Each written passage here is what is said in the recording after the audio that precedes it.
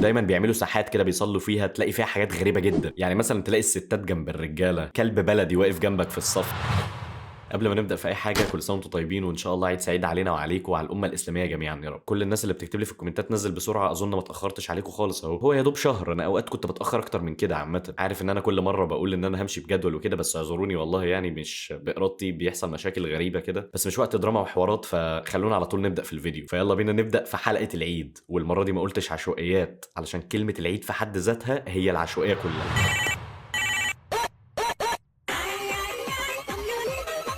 دايما العيد في الدول العربيه بيبقى كله ماشي مظبوط وكل حاجه سليمه وسعاده وبهجه وكده. ليه بقى العيد في مصر مش كده؟ يعني ابسط حاجه مثلا ان انا ممكن اكون نازل اصلي العيد والاقي عيل صغير حالق عند جزار وعامل شكل على دماغه تيمنا بديل العيد، وكاتب بالموس في التدريجه التجاهل يقتل كل شيء. وعلى فكره انا مؤمن جدا ان الناس انواع، عادي جدا، ما هو كل حاجه ليها انواع. يعني في جولدن نضيف، وفي جيرمان، وفي البلدي ابن، وفي اللي ما بيصونش العشره.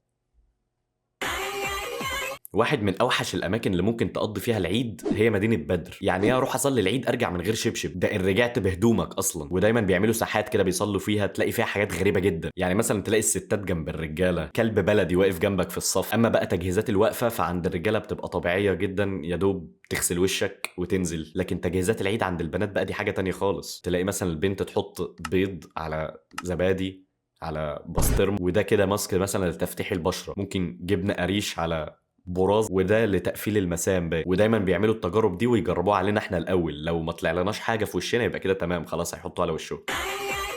بس العيد زمان بجد كان حاجه كويسه قوي. يعني كنت بتقول انا هسهر لحد صلاه العيد، في الاخر تتقلب زي الجردل العادي، وغالبا كنت بتنام على الارض في اليوم ده عشان انت بتبقى حاطط لبس العيد على السرير. كنا بنروح بقى نصلي العيد، وكنت بحب قوي اروح صلاه العيد دي يا جماعه، علشان كان في كده بيوزعوا اكياس معينه كده فيها لعبه ب 5 جنيه كده، بتبوظ اول لما بتروح البيت يعني، بس مش ده الموضوع. كان في برضو كيكه كده كنت عمري ما اكلتها بس حلوه، يعني حاجات كانت مبهجه جدا بالنسبه لي طبعا كطفل يعني. وناخد العيديه ونطلع عند اي واحد بتاع ذخيره بقى، نجيب آلي وشوت جان ونلب بعض بالخرز. بس دلوقتي بقى الموضوع اتغير شويه، ممكن عند الاطفال عادي، يمكن يكون لسه زي ما هو، انا معرفش بصراحه، بس عندنا احنا لا، احنا اتغير يعني. احنا دلوقتي بنروح نصلي العيد وبننام، ده لو رحنا اصلا يعني. وكانت خروجاتنا زمان مختصره جدا بصراحه في العيد، كان اخرنا ناكل كشري مثلا، ده لو كلنا يعني، علشان القدره الماديه ما كانتش احسن حاجه ساعتها، ولسه يعني مش احسن حاجه. وكمان زمان واحنا بنساعد امنا وهي بتعمل الكحك والبسكوت والحاجات دي، بجد كانت جولد ومستحيل تتعوض والله. لكن الحاجه اللي ما اتغيرتش من زمان لدلوقتي هي قصه رامز جلال اللي العيال كلها بيعملوها، وبيبقوا لابسين بنطلون كاتنج على كوتش مثلا توسان او سبورتاج من غير رخص.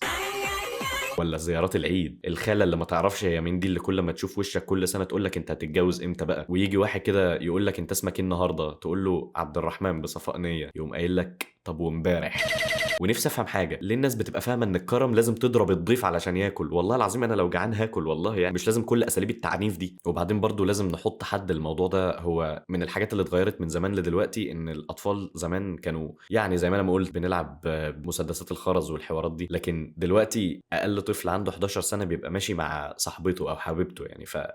هي الظاهرة دي موجودة عند الناس كلها ولا عندنا احنا بس؟ علشان ابقى فاهم. وبيبقى في شخصية بالضبط كده بتقعد تقارن كل حاجة بالسنة اللي فاتت، زي بالظبط كده دلوقتي بيقعد يقول مثلا يا جماعة هو الكحك ده مش طعمه زي زمان ليه؟ ما تطفح وانت ساكت.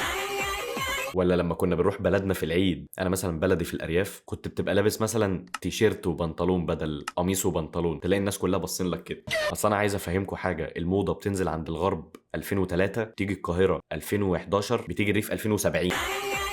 الخلاصة طبعا ان العيد هو احسن مناسبة عند المسلمين طبعا، ومهما ايه اللي حصل فيه او اتغير فيه هيفضل برضو ليه نفس الطعم الجميل. انا اسف والله حلقة النهاردة سريعة وخفيفة، بس انا مصورها اصلا اول يوم العيد الساعة تقريبا 3 الفجر، فهضطر انزلها بكرة، فمضطر اعمل حاجة سريعة كده علشان ما اغيبش عنكم فترة كبيرة. برضو اتمنى العيد السنة دي يكون مختلف وعجبكم مثلا عن السنين اللي فاتت، واكتبوا لي في الكومنتات خرجتوا فين في العيد ولا قضيتوها نوم زي كده. ما تنساش اللايك والسبسكرايب، وتابعوني على قناة الجيمنج، عملت فيها سلسلة الماينكرافت جامدة جدا هتعجبكم، اللينك في الديسكريبشن او هتلاقوها في الكومنتات. واعتقد بس كده، اشوفكم ان شاء الله الفيديو الجاي، وبس كده، سلام.